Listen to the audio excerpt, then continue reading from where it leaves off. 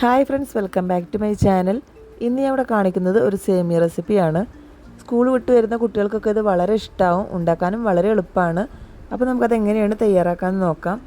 അടിപൊളി റെസിപ്പിയാണ് കേട്ടത്. അതിനൊരു പാൻ വെച്ച് കൊടുത്തിട്ടുണ്ട്. അതിലേക്ക് 1.5 ടീസ്പൂൺ നെയ്യാണ് ഇട്ട് കൊടുക്കുന്നത്. നെയ്യൊന്ന് ചൂടായി വരുമ്പോൾ അതിലേക്ക് 1.5 കപ്പ് സേമിയാണ് ഞാൻ ഇട്ട് കൊടുക്കുന്നത്. സേമിയ ഇതുപോലെ പൊടിച്ചെടുത്തിട്ടാണ് 1.5 കപ്പ് ആക്കി എടുത്തിട്ടുള്ളത്. അതൊന്ന് നെയ്യിലൊന്ന് വറുത്തെടുക്കാം. നന്നായിട്ടൊന്ന് വറുത്തെടുക്കാം കേട്ടോ. സേമിയയുടെ കളറൊന്ന് മാറി വരുമ്പോൾ അതിലേക്ക് നമുക്ക് പാലൊഴിച്ച് കൊടുക്കാം. ഇപ്പോൾ സേമിയയുടെ കളറൊന്ന് ഏകദേശം മാറി വന്നിട്ടുണ്ട്. ഇതുണ്ടാക്കാനായിട്ട് വെറും 3 ഐറ്റം മാത്രമേ ഇതിലേക്ക് ആവശ്യമുള്ളൂ. പാലും സേമിയയും പഞ്ചസാരയും മാത്രമേ ഇതിലേക്ക് ആവശ്യമുള്ളൂ. വേറെ ഇൻഗ്രീഡിയൻസിൻ്റെ ആവശ്യമൊന്നുമില്ല. ഉണ്ടാക്കാനും വളരെ എളുപ്പമാണ് കേട്ടോ. ഇപ്പോൾ സേമിയയുടെ കളറ് കുറച്ചൊന്ന് മാറി വന്നപ്പോൾ അതിലേക്ക് ഒരു പാക്കറ്റ് പാലാണ് ഞാൻ ഒഴിച്ചു കൊടുക്കുന്നത്.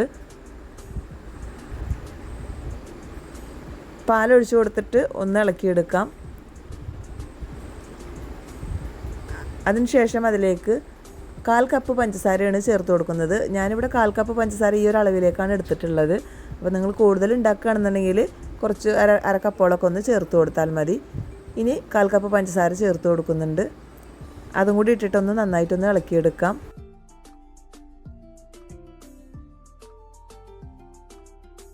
ഇനി ഇതിലേക്ക് പഞ്ചസാരയുടെ മധുരം ഒന്ന് ബാലൻസ് ചെയ്യാനായിട്ട് ഒരു നുള്ളു ഉപ്പും കൂടി ചേർത്ത് കൊടുക്കുന്നുണ്ട്. എന്നിട്ട് ഒന്നുകൂടി ഒന്ന് ഇളക്കിയെടുക്കുന്നുണ്ട്. അതിനുശേഷം പാല് തിളച്ച് വരാൻ വേണ്ടി ഒന്ന് വെയിറ്റ് ചെയ്യാം. സേമിയ വറുക്കുന്ന സമയത്ത് വേണമെങ്കിൽ അണ്ടിപ്പരിപ്പ് മുന്തിരിയൊക്കെ ഒന്ന് വറുത്ത് ചേർത്ത് കൊടുക്കാവുന്നതാണ്. പിന്നെ അതുകൂടാതെ ഏലക്കാപ്പൊടി വേണമെങ്കിലും ചേർത്ത് കൊടുക്കാവുന്നതാണ്. ഞാനിതിലേക്ക് ഇതൊന്നും ചേർത്ത് കൊടുക്കുന്നില്ല. ഇവിടെ കുട്ടികൾക്കൊന്നും ഇഷ്ടമില്ലാത്തതുകൊണ്ട് തന്നെ അതൊന്നും ചേർത്ത് കൊടുക്കുന്നില്ല. ഈ ഒരു 3 ഐറ്റംസ് മാത്രമേ ഞാൻ ഇതിലേക്ക് ചേർത്ത് കൊടുത്തിട്ടുള്ളൂ. അപ്പോൾ അതുകൊണ്ട് തന്നെ വളരെ എളുപ്പമാണ് ഇത് ചെയ്തെടുക്കാനായിട്ട്. ഇപ്പോൾ പാല് നന്നായിട്ട് തന്നെ തിളച്ച് വന്നിട്ടുണ്ട്.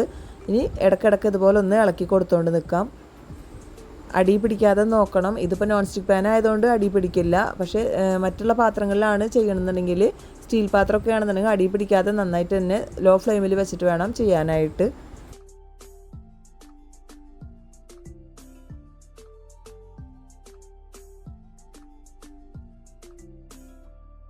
ഇപ്പോൾ നന്നായിട്ട് തന്നെ തിളച്ച സേമിയൊക്കെ ഏകദേശം വെന്ത് വന്നിട്ടുണ്ട്. ഈ ഒരു സമയത്ത് ഫ്ലെയിം ഓഫ് ചെയ്ത് കൊടുക്കാം. ഇനി ഈ പാലൊക്കെ ഇതിലിരുന്നു കൊണ്ട് തന്നെ വറ്റിപ്പോകും. കാരണം നമ്മൾ നെയ്യ് ചേർത്ത് കൊടുത്തിട്ടുള്ളതാണ്. അതുകൊണ്ട് തന്നെ ഈ പാല് ഇത് ചൂടാറും തോറും നല്ല പോലെ തന്നെ വറ്റിപ്പോകുന്നതാണ്. അപ്പോൾ ഇത്രയും മതി. ഈ രീതിക്ക് തന്നെ ഫ്ലെയിം ഓഫ് ചെയ്ത് കൊടുത്തിട്ടുണ്ട്. ഇനി ഇത് നന്നായിട്ടൊന്ന് ഇളക്കിയെടുക്കാം. എന്നിട്ട് മറ്റൊരു പാത്രത്തിലേക്ക് ഇത് സെർവ് ചെയ്തെടുക്കാം.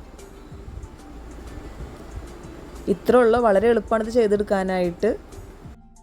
ഇപ്പോൾ ഇതിൽ പാലൊക്കെ നന്നായിട്ട് തന്നെ വറ്റി വന്നിട്ടുണ്ട്. ഇതുപോലെ കഴിക്കാനായിട്ട് കുട്ടികൾക്ക് ഇഷ്ടം. അതുകൊണ്ടാണ് ഞാൻ ഈ രീതിക്കാക്കി എടുത്തത്. ഈ ഒരു സേമിയയുടെ റെസിപ്പി എല്ലാവർക്കും ഇഷ്ടമായി എന്ന് വിചാരിക്കുന്നു. പ്രത്യേകിച്ച് കുട്ടികൾക്ക് എന്തായാലും ഇഷ്ടമാവും. അപ്പോൾ എല്ലാവരും ഇതുപോലെ ഒന്ന് ട്രൈ ചെയ്ത് നോക്കണം. വീഡിയോ ഇഷ്ടമായി ലൈക്ക് ചെയ്യുക, ഷെയർ ചെയ്യുക, സബ്സ്ക്രൈബ് ചെയ്യുക. താങ്ക്